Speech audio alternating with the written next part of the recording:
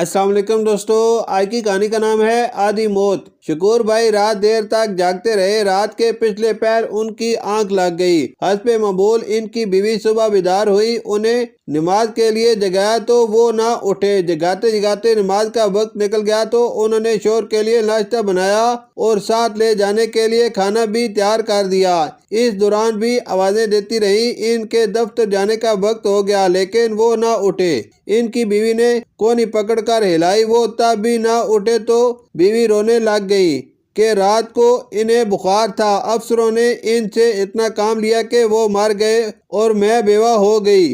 آنن فانن پورے محلے میں خبر پھیل گئی کہ شکور بھائی کا انتقال ہو گیا ہے۔ گھر کا کچا سین تھا۔ بھائی شکور کو غسل کے لیے نیچے لٹایا گیا۔ وہ کپڑے پہنے ہوئے ہی تھے کہ کسی نے ان کے منہ پر صابن لگا دیا۔ اسی وقت وہ ہوش میں آ گئے، پھر چیختے اور آنکھیں ملتے ہوئے اٹھ بیٹھے۔ میری آنکھوں میں مرچیں کس نے ڈالی ہیں؟ انہیں زندہ ہوتے دیکھ کر قریب کھڑے کمزور دل افراد ڈر گئے۔ پورے گھر میں چیخ پکار مچ گئی تھی۔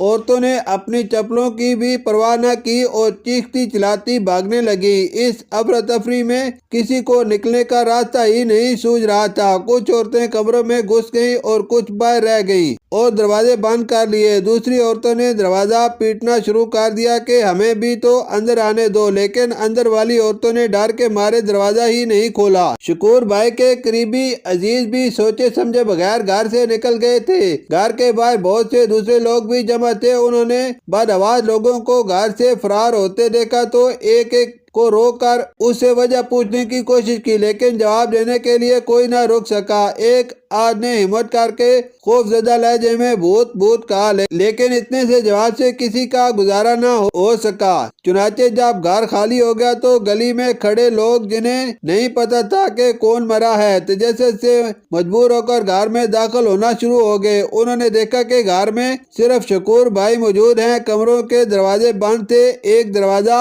غلطی سے کسی نے باہر سے بند کر دیا تھا جس میں ان کی اہلیہ بند ہو گئی تھی۔ شکور بھائی بے چارگی کا چہرہ لیے بیٹھے تھے۔ انہی سے لوگوں نے پوچھا، انتقال کس کا ہوا ہے؟ شکور بھائی چڑھ کر بولے، انتقال میرا ہوا ہے۔ باہر سے آنے والے چونکہ اس معاملے سے واقف نہ تھے، اس لیے وہ سمجھ ہی نہیں پا رہے تھے کہ جس کے انتقال پر آئے ہیں وہی ان کے سامنے کھڑا ہے۔ یہ کیسے ہو سکتا ہے؟ محلے کے چند معتبر افراد نے آنے والوں کو بتایا کہ یہی شکور بھائی ہیں جن کا انتقال ہوا ہے۔ ایک بزرگ نے غور سے نہیں سنا تو پوچھ لیا، وہ کہاں ہے جس کا انتقال ہوا ہے؟ شکور بھائی کو یہ سن کر غصہ آ گیا۔ بولے، میں زندہ بیٹھا ہوں اور لوگ میری قبر کا بندوبست کرنے میں چلے گئے۔ میرے مرنے کا انتظار تو کیا ہوتا۔ شکور بھائی کے ایک دوست نے کہا، بھائی ہمیں تو یہی پتا چلا تھا کہ تم مر گئے ہو۔ شکور بھائی غصے سے بولے، کس نے کہا ہے کہ میں مر گیا ہوں؟ میں گہری نیند سو رہا تھا، بیوی سمجھی کہ میں مر گیا ہوں۔ بے چاری نے بیوہ ہونے کے صدمے سے بویلا مچا دیا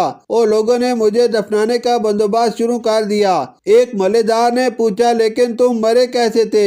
شکور بھائی جھنجھلا کر بولے، کل دفتر میں کام بہت تھا، رات دیر تک کام کرتا رہا، تھکن سے چور گھر آیا تھا، راستے میں دھول مٹی پھانک پھانک کر نزلہ کھانسی سے بخار سا ہو گیا، طبیعت ٹھیک نہیں تھی، اس لیے رات دیر تک جاگتا رہا، صبح اذانوں کے وقت ہی کہیں نیند آ سکی۔ انتہائی گہری نیند کی وجہ سے جب میں نہیں اٹھا تو بیوی نے مجھے مردہ اور خود کو بیوہ سمجھ لیا۔ بے وقوف عورت نے مجھے جیتے جی ہی مار دیا۔ اسی وقت باہر سے بند کمرہ کھولا گیا تو دیکھا کہ ان کی بیوی وہاں بے ہوش پڑی ہیں۔